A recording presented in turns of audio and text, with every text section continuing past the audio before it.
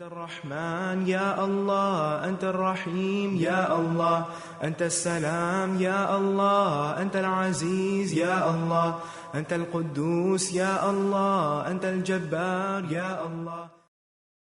ولله الأسماء الحسنى فادعوه بها.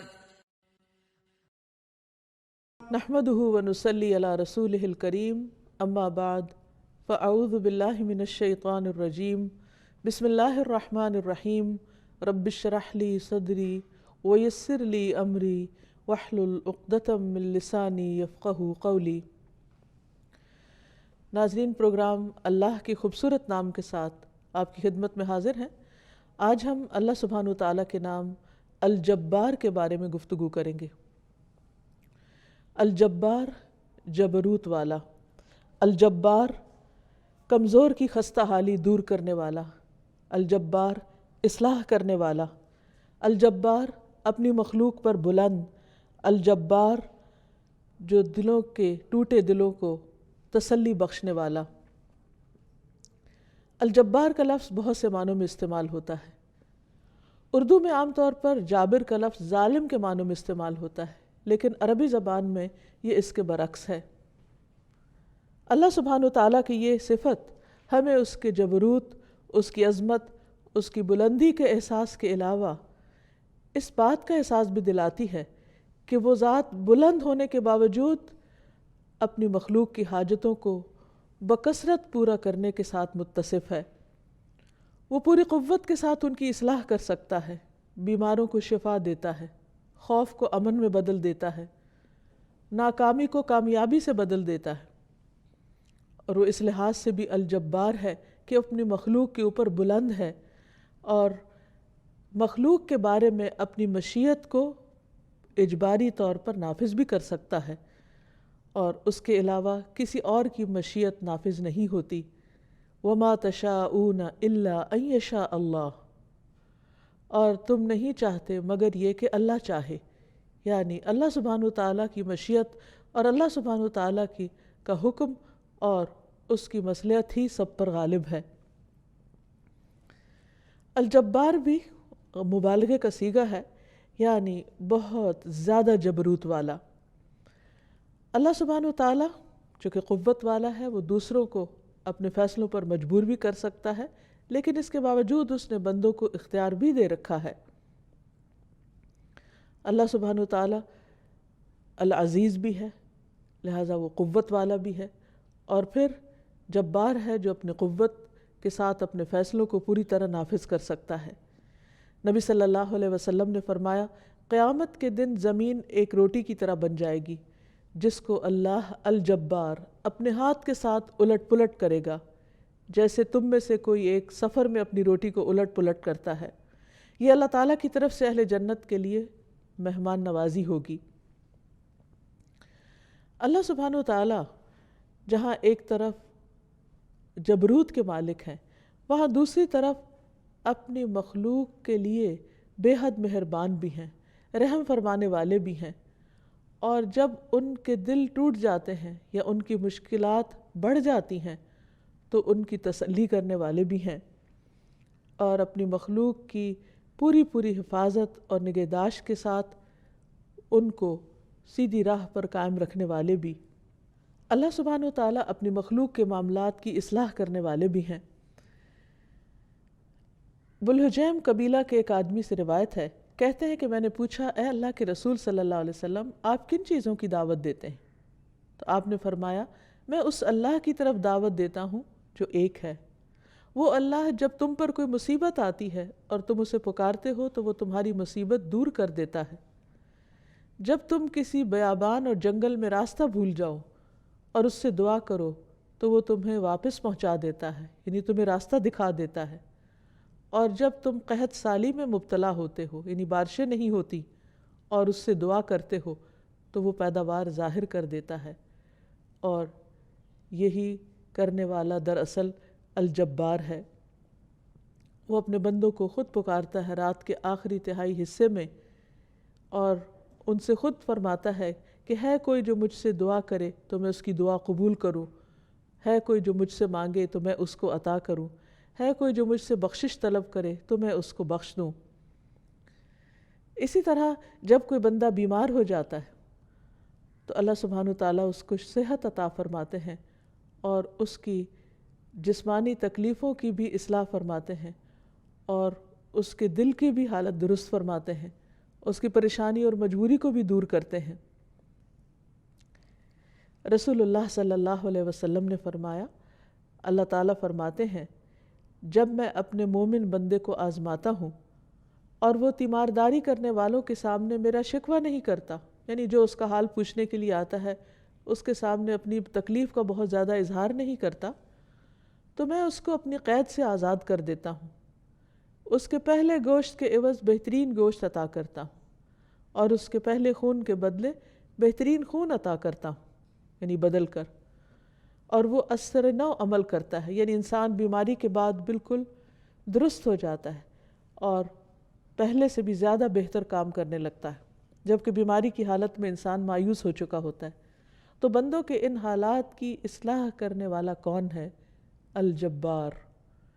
اسی طرح بعض اوقات بیرونی حالات انسان کے لیے بہت پریشان کن ہو جاتے ہیں، دنیا کے حالات، ملک کے حالات، شہر کے حالات۔ ایسے تمام مواقع پر بھی انسان کے لیے کیا لازم ہے؟ یہی کہ وہ اپنے رب کو پکارے، اپنے رب سے دعائیں مانگے، کیونکہ اس کا رب الجبار ہے، وہ خوف کو امن میں بدل سکتا ہے، اس لیے ایسے حالات میں اسی کی طرف ہی رجوع کرنا چاہیے۔ پھر اسی طرح الجبار کا ایک معنی یہ بھی ہوتا ہے کہ وہ قوت سے اپنا فیصلہ نافذ کر سکتا ہے، کیونکہ وہ اپنی مخلوق کے اوپر بلند ہے اور سارے اس کے حکم کے تابعدار ہیں، اس کا حکم سب پر غالب ہے، کوئی اس کے فیصلے کو روک نہیں سکتا، کوئی اس کے حکم کے آگے رکاوٹ نہیں ڈال سکتا، وہ جو چاہتا ہے کرتا ہے اور جو نہیں چاہتا وہ نہیں کرتا، کوئی اس کو اس کے کرنے پر مجبور نہیں کر سکتا۔ ابو حامد الغزالی کہتے ہیں کہ الجبار وہ ذات ہے جو اپنی مشیت کو ہر شخص میں اجباری طور پر نافذ کرتا ہے، یعنی اگر وہ کسی کے بارے میں کوئی فیصلہ کرنا چاہے، زندگی کا، موت کا، بیماری کا، عزت کا، ذلت کا، تو وہ اس کو نافذ کر سکتا ہے، کوئی اور اس کو روک نہیں سکتا، اور اس میں کسی اور کی مشیت نافذ نہیں ہوتی، اس کے فیصلے سے کوئی باہر نہیں، یعنی اس کا فیصلہ ہر ایک پر نافذ ہوتا ہے۔ اور اللہ تعالیٰ کی ہستی سے لوگوں کے ہاتھ قاصر ہیں، یعنی کوئی بھی اللہ تعالیٰ پر اپنا فیصلہ نافذ نہیں کر سکتا۔ جبار مطلق وہی اللہ سبحانہ وتعالیٰ ہے، وہ ہر ایک پر جبر کرتا ہے، کوئی اس پر جبر نہیں کر سکتا۔ اللہ حکم نافذ کرتا ہے اور کوئی دوسرا اللہ کے بارے میں حکم نافذ نہیں کر سکتا۔ وَمَا تَشَاءُونَ إِلَّا أَن يَشَاءَ اللَّهُ إِنَّ اللَّهَ كَانَ عَلِيمًا حَكِيمًا، اور تم نہیں چاہتے مگر یہ کہ اللہ چاہے، یقیناً اللہ ہمیشہ سے سب کچھ جاننے والا، کمال حکمت والا ہے۔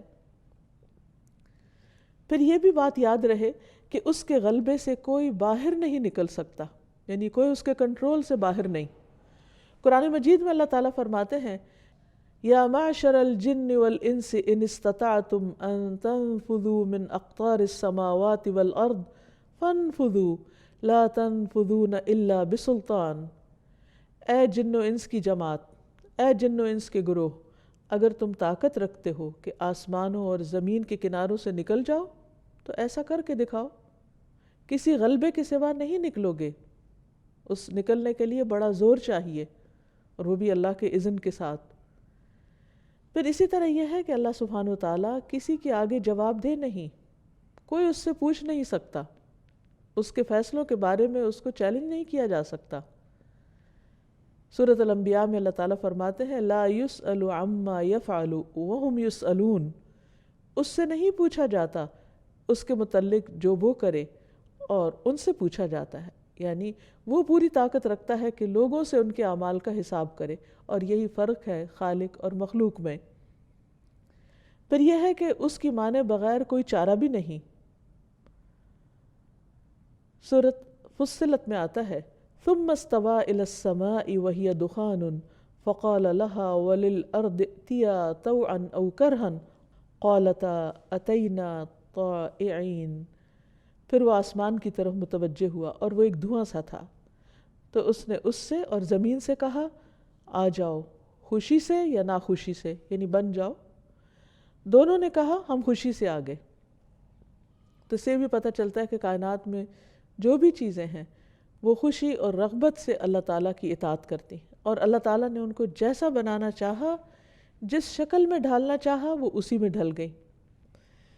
پھر اسی طرح اللہ سبحانہ وتعالیٰ جب کسی قوم کے بارے میں یا جب کسی انسان کے بارے میں کوئی فیصلہ کر لیتا ہے تو وہ قوم اپنی مرضی سے اس کو تبدیل نہیں کر سکتی۔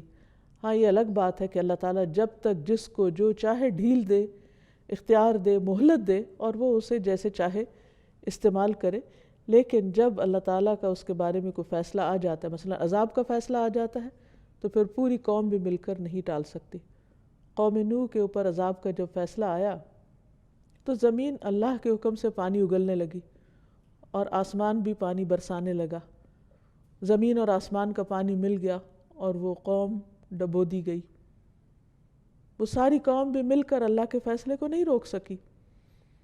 اسی طرح قوم صالح کی بستیاں، اسی طرح یعنی قوم سمود، اور پھر قوم ہود، عاد کے لوگ کتنے طاقتور تھے، وہ کتنے بڑے بڑے محلات انہوں نے تعمیر کیے۔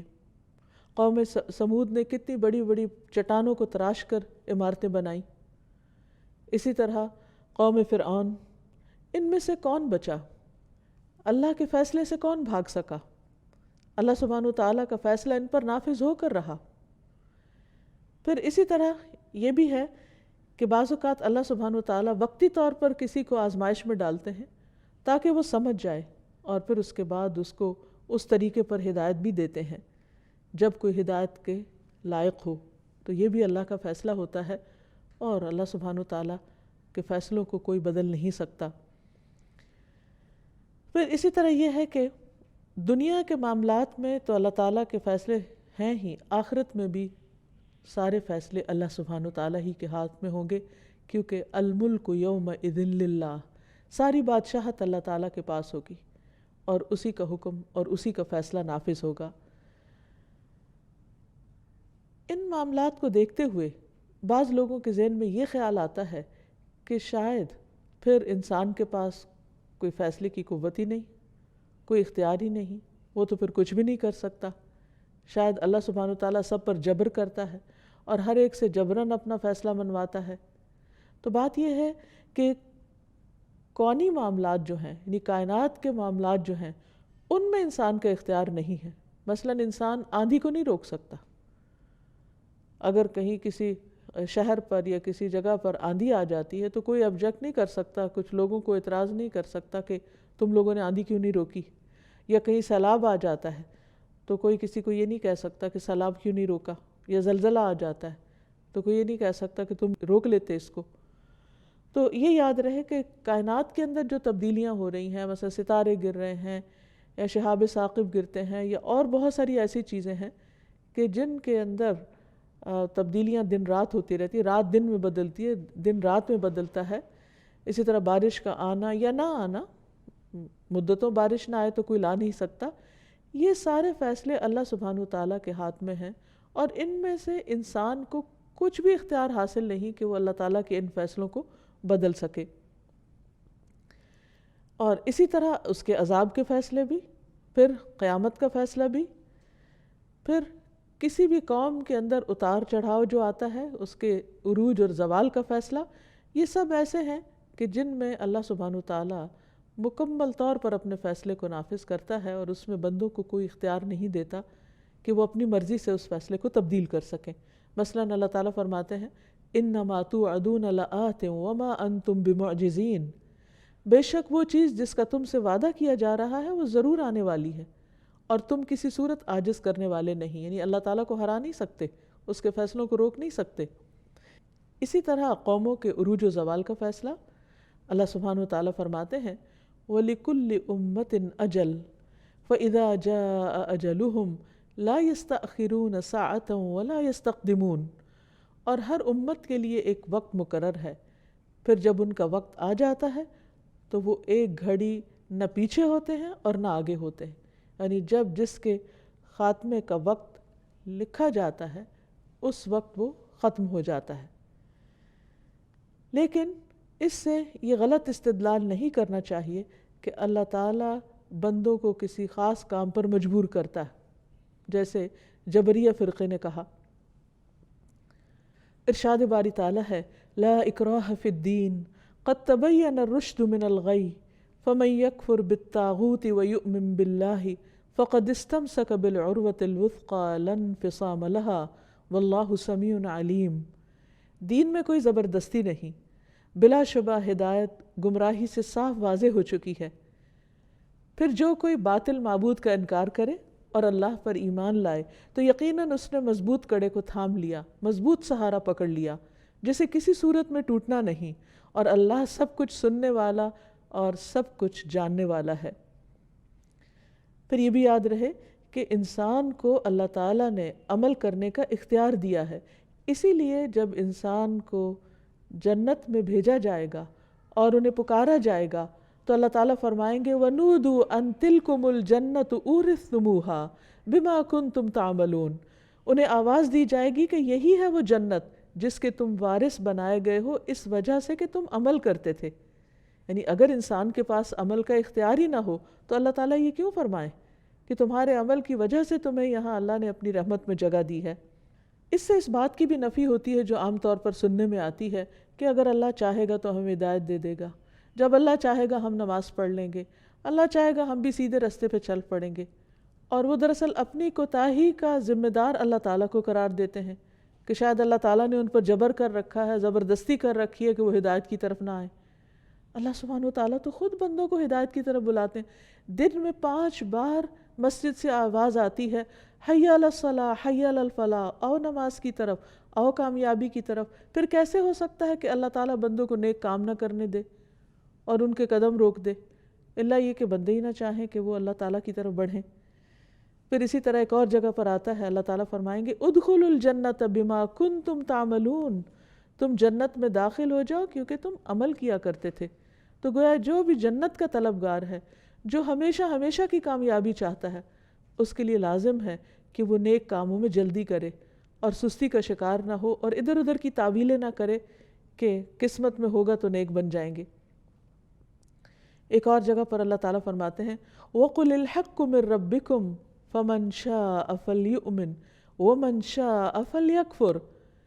کہہ دیجئے حق آپ کے رب کی طرف سے آیا، یعنی حق، سچ، قرآن، دین کی تعلیم آ چکی ہے.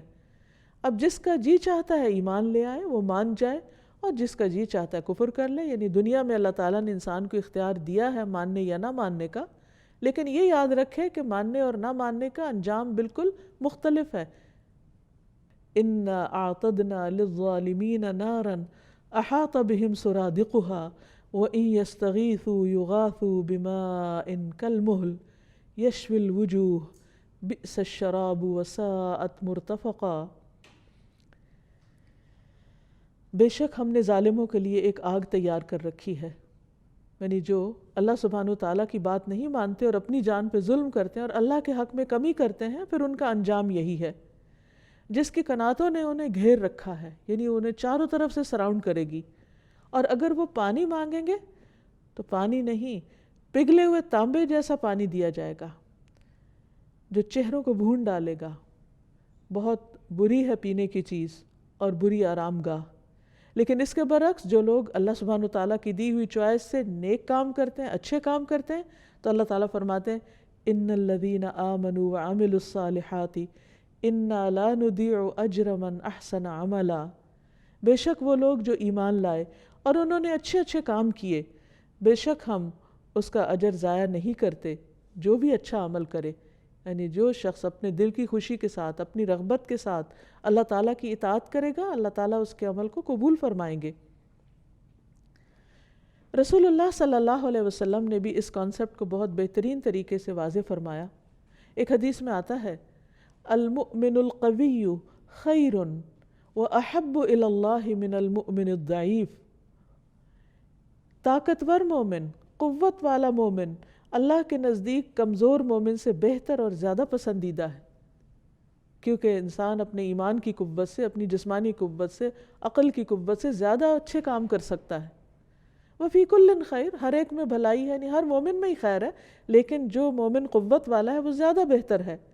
پھر فرمایا احرص علی ما ینفعک، اس چیز کی حرص کرو جو تمہیں فائدہ دیتی ہو۔ جب فائدے کی بات آتی ہے تو ہم عام طور پر صرف دنیا کا فائدہ سوچتے ہیں، اور دنیا کا تو کوئی نہ بھی کہے تو ہم خود ہی ان چیزوں کے حریص ہو جاتے ہیں جن میں خواہ وقتی فائدہ کیوں نہ ہو۔ لیکن یہاں دنیا اور آخرت دونوں کے فائدے کی طرف انسان کی توجہ ہونی چاہیے۔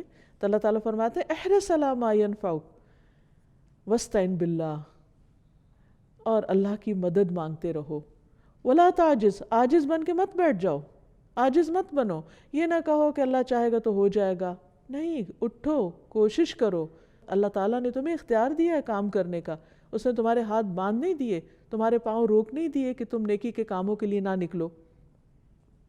پھر اسی طرح اللہ سبحانہ وتعالیٰ نے جہاں کرنے کا اختیار دیا ہے وہاں کسی چیز سے رکنے کا بھی اختیار دیا ہے، اور اگر انسان اپنی چوائس سے نیکی سے رکتا ہے تو اس پر اس کی پوچھ بھی ہے۔ قرآن مجید میں آتا ہے فی جنات یتساءلون عن المجرمین ما سلککم فی سقر قالوا لم نک من المصلین ولم نک نطعم المسکین وکنا نخوض مع الخائضین وَكُنَّا نُكَذِّبُ بِيَوْمِ الدِّينِ حَتَّى أَتَانَا الْيَقِينَ۔ جنتوں میں سوال کریں گے مجرموں سے، یعنی اللہ سبحانہ وتعالیٰ جب لوگوں کو جنت اور جہنم میں بھیج دیں گے تو جو لوگ جنت میں ہوں گے وہ جہنم میں جانے والوں سے پوچھیں گے، عن المجرمین، ان سے پوچھیں گے ما سلککم فی سقر، تم جہنم میں کیسے پہنچ گئے، اس آگ میں کیوں پڑے ہو؟ قالوا لم نک من المصلین، تو وہ کہیں گے ہم نماز پڑھنے والوں میں سے نہیں تھے، ہم نماز نہیں پڑھتے تھے۔ خود اپنی زبان سے اقرار کریں گے کہ ہماری یہ غلطی تھی۔ تو اس سے پتہ چلتا ہے کہ انہیں پتہ تھا کہ وہ پڑھ سکتے تھے لیکن انہوں نے جان بوجھ کے نہیں پڑھی، اس لیے ان کا یہ انجام ہوا۔ وَلَمْ نَكُ نُطْعِمُ الْمِسْكِينَ، اور دوسرا بہت بڑا قصور اور گناہ یہ تھا کہ ہم مسکین کو کھانا نہیں کھلاتے تھے، غریبوں کا خیال نہیں رکھتے تھے، بھوکوں کو نہیں کھلاتے تھے، ضرورت مندوں کی ضرورت پوری نہیں کرتے تھے۔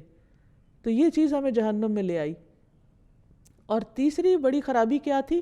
وَكُنَّا نَخُوضُ مَعَ الْخَائِضِينَ، دین کے بارے میں بحثیں کرنے والوں کے ساتھ مل کے ہم بھی بحثیں کرتے تھے، باتیں بناتے تھے، اور یہی بحثیں اور باتیں ہی ہیں دراصل انسان کو بھٹکانے والی، کہ انسان اللہ سبحانہ وتعالیٰ کے بارے میں غلط گمان قائم کر لیتا ہے، دین کے بارے میں غلط رائے قائم کر لیتا ہے، کیونکہ اس نے دین کی اصل بنیاد جو قرآن میں ہے، نبی صلی اللہ علیہ وسلم کی سنت میں ہے، اس کو نہ خود کبھی پڑھا ہوتا ہے، نہ کبھی سنا ہوتا ہے، نہ کبھی جانا ہوتا ہے، اور دین کے بارے میں صرف سنی سنائی باتوں پر ہی اس نے اپنا ایک امیجنیشن قائم کیا ہوتا ہے جزا سزا کے بارے میں، جنت جہنم کے بارے میں۔ تو یہی غلط فہمیاں اس کے برے انجام کا باعث بنی۔ اور وَكُنَّا نُكَذِّبُ بِيَوْمِ الدِّينِ، ہم یوم الدین یعنی جزا سزا کے دن کو ہی جھٹلاتے تھے کہ یہ سب لوگوں کی ایسی مولویوں کی باتیں ہیں، ڈراتے ہیں، اور یہ سب خیالی چیزیں ہیں، حقیقت ان کی کچھ نہیں۔ حَتَّى أَتَانَا الْيَقِينَ، یہاں تک کہ ہمارے پاس یقین آ گیا، اب اس حقیقت کو ہم فیس کر رہے ہیں، اور اس وقت اللہ سبحانہ وتعالیٰ کے اس فیصلے کو کوئی بھی پلٹ نہ سکے گا، اللہ تعالیٰ کا یہ فیصلہ نافذ ہو جائے گا، کیونکہ دنیا میں اللہ تعالیٰ نے اختیار دیا تھا، آج ان کے پاس اختیار نہیں ہے، اس لیے اپنی سزا کے فیصلے کو نہ کسی کورٹ میں چیلنج کر سکتے ہیں، اور نہ ہی اسے بدل سکتے ہیں، اور نہ ہی اس مشکل سے انہیں کوئی اور نکال سکتا ہے۔ تو اس لیے انسان کو اس دنیا میں بہت کانشیس ہو کر، کیئرفل ہو کر زندگی بسر کرنی چاہیے۔ ایک اور جگہ پر آتا ہے من عمل صالحا فلنفسہ، جو اچھے کام کرے گا اپنی ذات کے لیے کرے گا، ومن اساء فعلیہا، اور جو برا کرے گا اس کی بھی ذمہ داری اسی پر ہے، وما ربک بظلام للعبید، اور تیرا رب بندوں پر کچھ بھی قطعاً ظلم کرنے والا نہیں ہے۔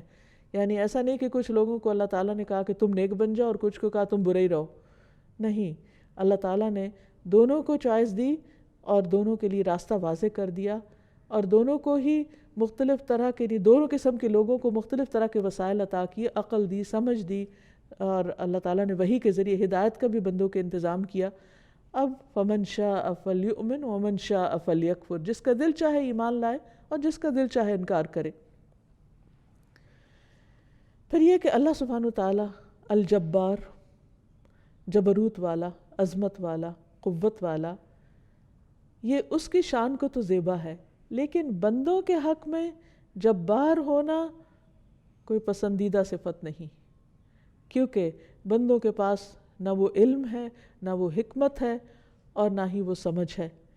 اس لیے اللہ سبحانہ وتعالیٰ کے لیے نبی صلی اللہ علیہ وسلم اپنے رکوع اور سجود میں جو دعا کرتے، سبحان ذی الجبروت والملکوت والکبریاء والعظمہ، پاک ہے وہ ذات جو غلبے والی، قوت والی، ملکیت والی، بڑائی والی اور عظمت والی ہے، یعنی اس کے اندر یہ سب کچھ ہے، لیکن اس کے باوجود وہ اپنے بندوں پر ظلم نہیں کرتا۔ اس کے برعکس جب بندوں کے پاس اس میں سے کوئی بھی چیز آتی ہے، قوت یا غلبہ یا اقتدار یا کسی چیز کی ملکیت، تو عام طور پر وہ دوسرے بندوں کا حق بھول جاتے ہیں۔ اس لیے بندوں کے حق میں جبار ہونا ناپسندیدہ ہے۔ اسی لیے اللہ سبحانہ وتعالیٰ فرماتے ہیں كَذَلِكَ يَطْبَعُ اللَّهُ عَلَى كُلِّ قَلْبِ مُتَكَبِّرٍ جبار۔ وہ لوگ جو اللہ کی آیات میں جھگڑتے ہیں بغیر کسی دلیل کے جو ان کے پاس ہو، بڑی ناراضگی کی بات ہے اللہ کے نزدیک، یعنی بغیر علم کے اللہ کی آیات کے بارے میں بحثیں نہیں کرنی چاہیے، جھگڑنا نہیں چاہیے، اور ان کے نزدیک جو ایمان لائے وہ بھی اس چیز کو پسند نہیں کرتے۔ اسی طرح اللہ تعالیٰ ہر متکبر اور سرکش جبار کے دل پہ مہر لگا دیتا ہے۔ جب انسان ضد میں آ کر، ہٹ دھرمی کا شکار ہو کر اللہ سبحانہ وتعالیٰ کے فیصلوں کے بارے میں ناپسندیدگی کا اظہار کرتا ہے یا اس کی کتاب کے بارے میں ایسی حرکت کرتا ہے، تو پھر اللہ تعالیٰ اس کا دل سخت کر دیتے ہیں اور اس کو ہدایت کی توفیق بھی نہیں دیتے۔ جب انسان اللہ سبحانہ وتعالیٰ کی اس صفت کو جان لے، یعنی الجبار ہونے کو، تو اس کے بعد اس کی زندگی میں اس کا اثر نظر آنا چاہیے۔ اللہ کے اس نام کے ساتھ اللہ تعالیٰ کو پکارنا بھی چاہیے اور اپنے اعمال میں بھی تبدیلی لانی چاہیے۔ مثلا اگر ہم اپنے مقاصد میں کامیاب نہیں ہوتے، ہم کوشش کرتے ہیں، بار بار کوشش کرتے ہیں، لیکن بات نہیں بنتی نظر آتی اور ہم بے بس پاتے اپنے آپ کو، تو اس وقت اس صفت کے ساتھ اللہ کو پکارنا چاہیے کہ یا جبار، اے وہ جس کے پاس ساری عظمت اور بلندی ہے، جس کے فیصلے ہر طرح سے نافذ ہو سکتے ہیں، جو سب کچھ کرنے پر قادر ہے، تو ہماری مدد فرما، ہماری کمیوں کو دور کر دے۔ ہم اپنی کمزوری کی وجہ سے کسی چیز کو نہیں پا سکتے، لیکن تیرے لیے کوئی بھی چیز مشکل نہیں۔ اور پھر وہ ہستی جو ہر کمی سے پاک ہے اور ہر کمزوری سے پاک ہے، جب انسان اس کو پکارتا ہے تو واقعی اس کی مدد آتی ہے، اور ایسا کرنا انسان کے کاموں کی اصلاح بھی کر دیتا ہے۔ انسان کی دینی اور دنیاوی دونوں طرح کے معاملات کی اصلاح ہوتی ہے، اور الجبار کا ایک معنی اصلاح کرنے والا بھی ہے۔ تو اس کے بارے میں نبی صلی اللہ علیہ وسلم نے ہمیں ایک دعا سکھائی ہے، اللہم اصلح لی دینی الذی هو عصمت امری واصلح لی دنیای التی فیہا معاشی واصلح لی آخرتی التی فیہا معادی واجعل الحیاۃ زیادۃ لی فی کل خیر واجعل الموت راحۃ لی من کل شر۔ اے اللہ میرے دین کو درست کر دے جو میرے معاملات کا محافظ ہے، میری دنیا کو درست کر دے جس میں میرا رزق ہے، میری آخرت کو درست کر دے جس میں مجھے لوٹنا ہے، میری زندگی کو ہر بھلائی میں میرے لیے زیادتی کا باعث بنا دی، جب تک میں زندہ ہوں میرے خیر میں اضافہ ہی فرماتا جا، اور موت کو میرے لیے ہر شر سے راحت کا ذریعہ بنا دے۔ تو الجبار کے جبروت کو محسوس کر کے کہ وہ ہر طرح کے معاملات کی اصلاح کرتا ہے، تو اپنی زندگی اور آخرت اور دنیا ان تمام چیزوں کی اصلاح کی دعا کرتے رہنا چاہیے۔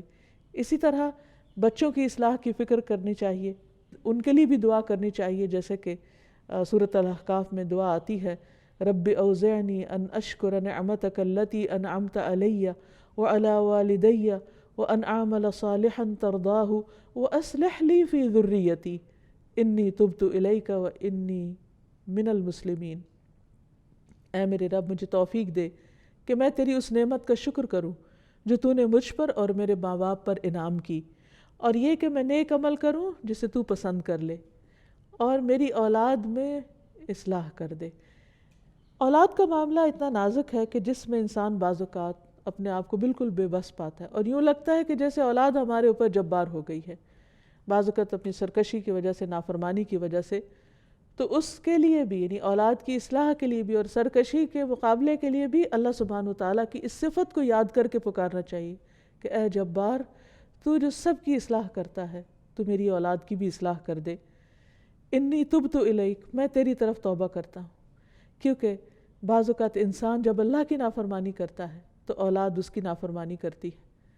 تو اللہ سبحانہ وتعالیٰ ہمیں اپنی نافرمانی سے بچائے اور ہماری اولاد کو ہماری نافرمانی سے بچائے، اور اللہ تعالیٰ اپنی نافرمانی سے بھی ہماری اولاد کو محفوظ رکھے۔ وَإِنِّي مِنَ الْمُسْلِمِينَ، اور پھر انسان اس بات کا اقرار کرے کہ اللہ میں فرما بردار ہوں، میں مسلمانوں میں سے ہوں، میں تیرا اطاعت گزار ہوں۔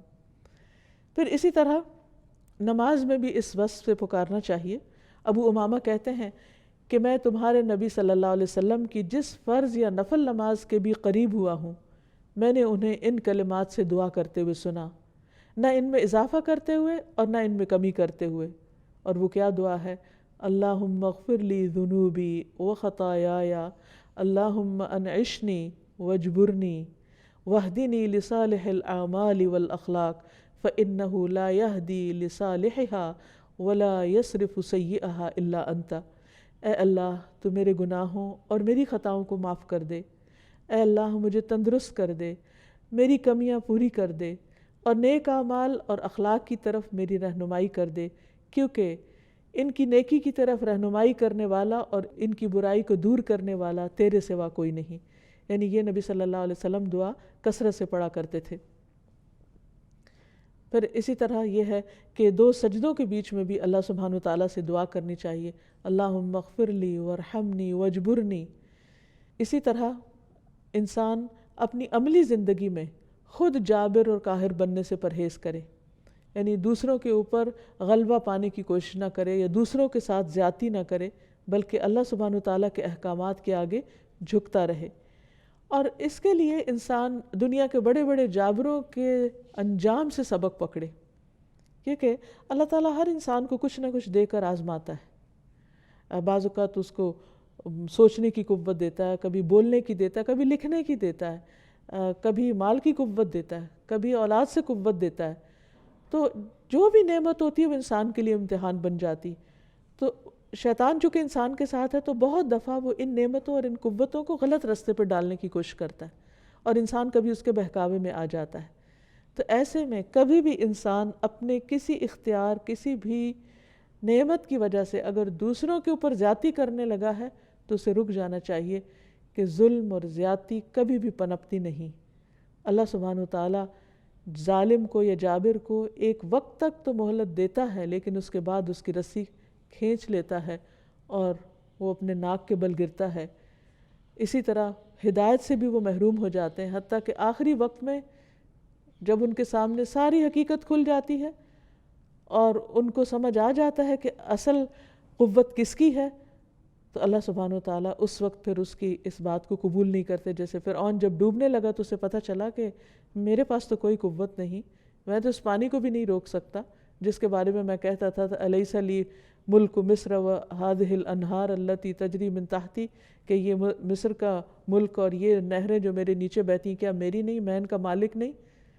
تو انہیں میں سے ایک دریا میں جب وہ ڈوب گیا اور اپنے آپ کو بچا نہ سکا تو اس کو سمجھ آ گئی اور کہنے لگا کہ میں بنی اسرائیل کے رب پر ایمان لاتا ہوں، لیکن اس وقت اس کا ایمان قبول نہیں کیا گیا۔ اسی طرح عیسیٰ علیہ السلام نے اپنے بارے میں فرمایا تھا وَبَرًّا بِوَالِدَتِي وَلَمْ يَجْعَلْنِي جَبَّارًا شَقِيًّا، کہ اللہ سبحانہ وتعالیٰ نے مجھے اپنی والدہ کے ساتھ اچھا سلوک کرنے والا بنایا اور مجھے سرکش بدبخت نہیں بنایا۔ تو جبار ہونا اور ظالم ہونا اور متکبر ہونا اللہ سبحانہ وتعالیٰ کو اپنے بندوں کے لیے ہرگز بھی پسند نہیں۔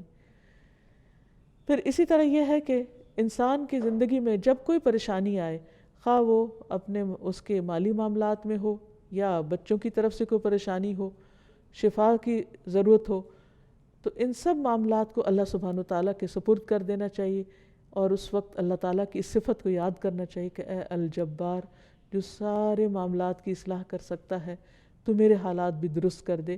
اور پھر عاجزی اور انکساری کے ساتھ اللہ تعالیٰ کو پکارنا چاہیے اور عاجزی اور انکساری کو محسوس کرنا چاہیے۔ جب کبھی دل میں تھوڑے سے بھی اپنی بڑائی آنے لگے یا تکبر آنے لگے تو فوراً اللہ کا نام الجبار یاد کریں اور پھر بندوں کو خوشی کے ساتھ ان کے حقوق دیں، طاقتور کا حق بھی پہچانیں اور کمزوروں کا حق بھی پہچانیں۔ اور پھر ایک اور چیز یہ ہے کہ انسان جب سرکش لوگوں کی کمپنی میں ہوتا ہے تو اس کے اندر سرکشی آنے لگتی ہے. تو اس کے لیے کیا کرنا چاہیے کہ انسان یتیموں، مسکینوں اور غریب لوگوں کے بیچ میں بھی بیٹھے تاکہ اس کے اندر کی سرکشی دور ہو اور اس کے اندر ایک ایسا احساس ہو کہ وہ اللہ کے سامنے کمزور ہے. رسول اللہ صلی اللہ علیہ وسلم اللہ سبحانہ وتعالیٰ کا بہت ذکر کیا کرتے. حدیث میں آتا ہے کہ آپ لایانی گفتگو نہیں کرتے تھے، نماز لمبی پڑھتے تھے، خطبہ مختصر دیتے اور بیواؤں اور مسکینوں کے ساتھ جاتے اور ان کا کام کر دیتے تھے. آپ اللہ کے رسول تھے، آپ اللہ کے چنے ہوئے تھے، تمام انبیاء کے سردار تھے. اس کے باوجود آپ کی عاجزی دیکھیے کہ کس طرح وہ بیوہ اور مسکین کے پاس جاتے اور ان کے ساتھ بیٹھتے. اور یہی وہ چیز ہے کہ جس سے انسان کے اندر عاجزی پیدا ہوتی ہے اور انسان واقعی اللہ تعالیٰ کے جبروت کو، ملکوت کو، عظمت کو محسوس کرتا ہے. اللہ تعالیٰ ہمیں اپنے ان بندوں میں شامل کر لے جو واقعی اس کے پسندیدہ اور چنے ہوئے بندے ہیں، اور ہمیں اللہ تعالیٰ اپنے اس نام کی، اپنی صفت کی بہترین معرفت عطا کر کے ہمارے عمل کو اس کے مطابق بدل دے. وآخر دعوانا ان الحمدللہ يا الله أنت الحسيب يا الله أنت الشافي يا الله